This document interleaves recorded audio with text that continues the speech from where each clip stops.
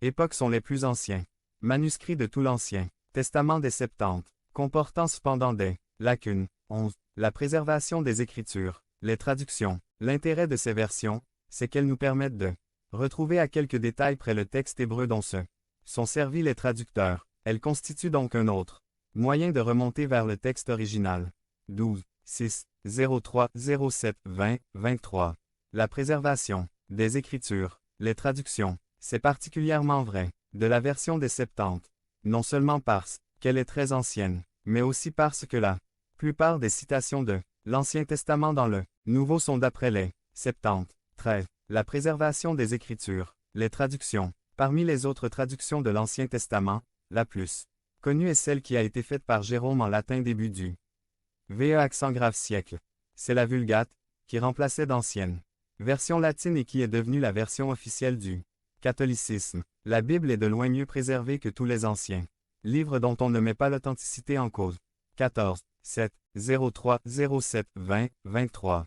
La transmission des Écritures. Support et instruments. La pierre. Exode. 24. 12. Deutéronome. 5. 22. Josué 8. 31.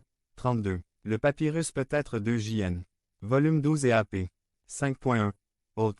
Plante de la famille. Présente surtout sur les bords du Nil, dont les tiges servaient à la fabrication de feuilles pour écrire dans l'Égypte ancienne. 15. La transmission des Écritures. Parchemin. Support et instruments. Peau d'animaux 2 4.13. Vélin. Veau. Parchemin mouton ou chèvre. Cuir bœuf. Comme instrument. Stylet fine. Tige métallique produisant une inscription. Ciseau outil à manche. Qui sert à sculpter. Plume et encre. 16. 8. 03, 07, 20, 23. La transmission des Écritures. Processus. Pour recopier le texte de l'Ancien Testament, les copistes juifs comptaient le nombre de lettres de chaque livre recopié et savaient quel devait être le verset et la lettre du milieu.